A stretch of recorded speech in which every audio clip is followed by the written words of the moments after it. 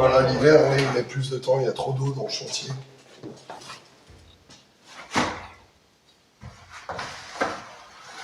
C'est pour ça que je mets du produit sur mes briques, en régulateur de flot, pour éviter qu'elle absorbe l'humidité du plat tout de suite, sinon il brille.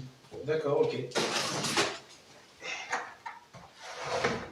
Alors, je m'appelle Emmanuel Maguejo, originaire du Portugal.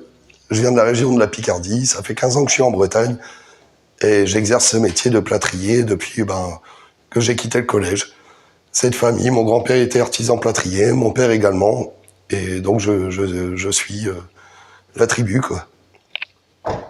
Et je suis arrivé dans une belle région en Bretagne, Finistère Nord.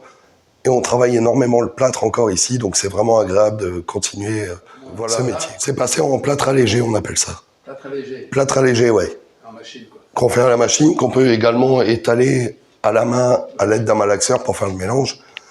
Mais ça n'a plus rien à voir avec le plâtre traditionnel. On a beaucoup plus de temps pour le travailler. Il met beaucoup moins de temps à sécher, donc on peut le peindre au bout d'un mois.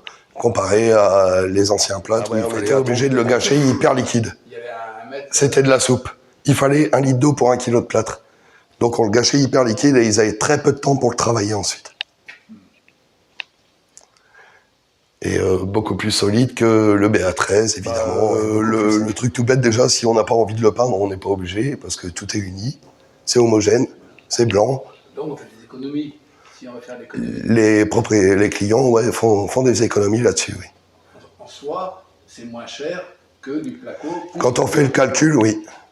Exactement. Et beaucoup plus solide. La peinture, c'est cher. Ouais. On n'est pas obligé de rajouter des renforts en bois sur l'ossature métallique pour suspendre une cuisine, des meubles hauts, tout ça. Le plâtre, ça tient quoi qu'il arrive. Une infiltration d'eau, le plâtre va l'absorber et rejeter l'humidité. Que le placo, on peut y donner la forme qu'on veut, quoi.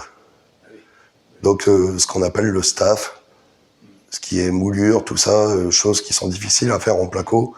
Le plâtre, à partir du moment où on a le don dans les mains, on fait ce qu'on veut du plâtre. Mais le staff, on rajoute un genre de filasse. On met de la filasse, oui, dans les moulures, quand on tire une moulure. Il faut toujours de la filasse. Il y a le stuc aussi, quelque chose. Le stuc, ouais, c'est plus... c'est du glaçage, quoi. Il faut revenir le ferrer sur plusieurs heures pour y donner un aspect marbré, quoi.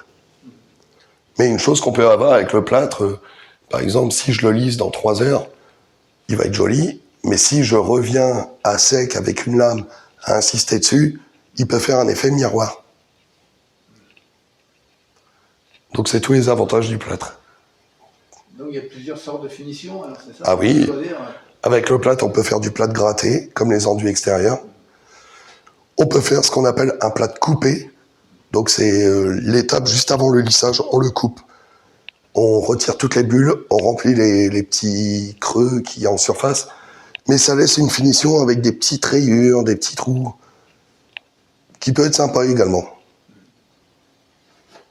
Et on le colore aussi, c'est parfois le... Ça existe, le plâtre coloré, ouais, il y a des teintes qui existent. Ils faisaient du plâtre déjà teinté, mais moi généralement quand ça m'est arrivé d'en faire, je mélangeais directement le colorant dans mon eau, pour que le plâtre ait vraiment partout la même couleur.